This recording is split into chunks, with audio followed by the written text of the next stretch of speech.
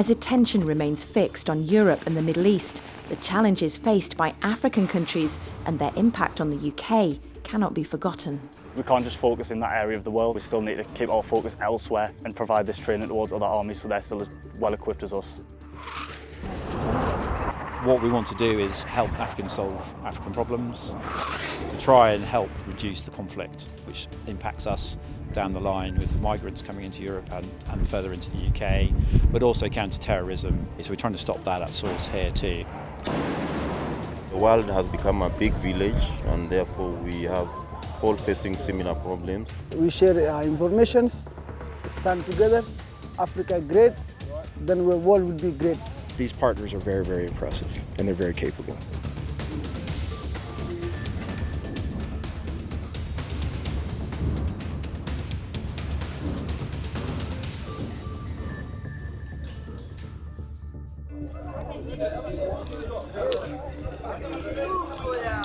Exercise Justified Accord is the largest military activity the US conducts in East Africa each year. This year, hosted by Kenya, Djibouti and Tanzania, the $6.5 million exercise involves 1,300 personnel from over 15 countries. Rear rank, take one step back. Throughout the exercise, 3 rifles have been training the Tanzanians, Somalis and Kenyans in urban operations. For days now, the troops have been rehearsing what is effectively a grand performance to show off their newfound skills to an audience of VIPs. The way the partner forces have responded to our teaching, it's been positive. They've been keen to learn, and it's nice to see because you actually feel like you're doing something. First Kenya section, we've done this training over a period of 6 days. So one day teaching the drills, the next day through a tactical scenario, employing those drills under pressure. It's really rewarding, really friendly bunch down in the village where we all live. Really mixed bag of nations getting on playing football, training, gym, running. Kenyans much better than us at the running at the minute, but yeah, everyone's got on really well. Whilst the British and Americans have shared expertise in breaching, building clearance and casualty evacuation, some of the partner nations bring real conflict experience. Challenges, as always, are climate and language, and whilst the Edinburgh-based rifles try not to burn, the Somalis have the opposite problem. It's very fun. It's like 14 days of fun. How are your men doing? Because you're commanding, aren't you? Yeah, I'm their commander, and they're doing great. Somehow the weather, we're adapting the weather. But rather than that, we're good. What's wrong with the weather? It seems lovely. It's for us, back home is very warm, and this is very cold here. What's been the best part?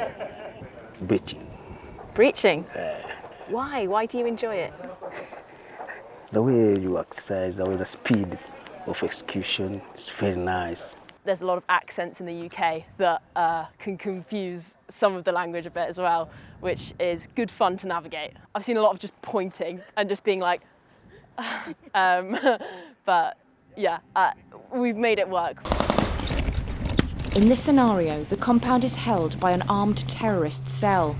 At each hour, a breaching force from the Tanzanian army clear a path through the wire.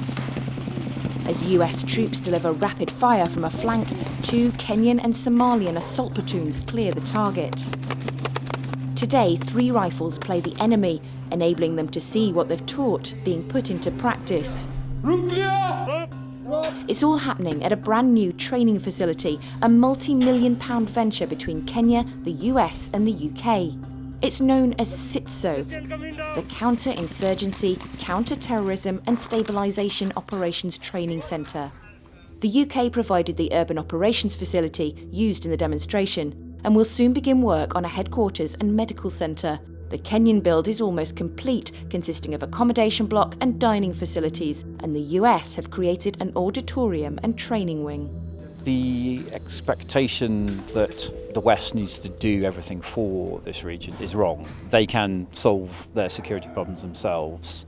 They want investment from the West, from the UK, whether that be military support or whether that be economic support. There are quite a lot of significant projects happening that are in support of Kenya's desires rather than a parochial approach to UK pushing our ideas. As well as the urban operations undertaken by 3 rifles, troops have also been focusing on air-to-ground integration operations, where partner nations have controlled Kenyan air assets, namely their F-5 fighter jets, Cessna 208 armed reconnaissance aircraft, C-145 transport planes and MD-530 helicopters.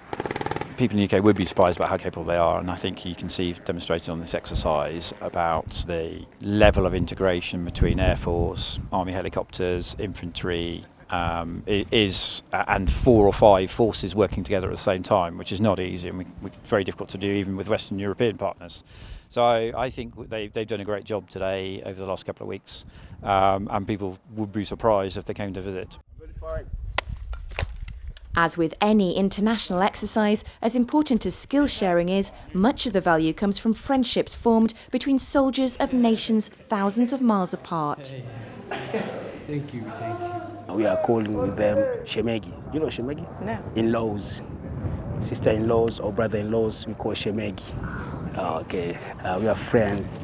And you work well together? Yes. Yeah. The military relationship is critical going forward, and what you see here is 2 weeks of shared hardship.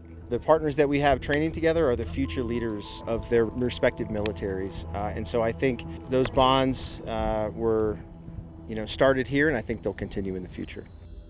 The exercise proves the US and UK can operate together with partners from across East Africa. The Kenyans will now immediately deploy along the Somali border, a sign of the real-world need for the skills they've learnt. Hannah King, BFBS Forces News in Kenya.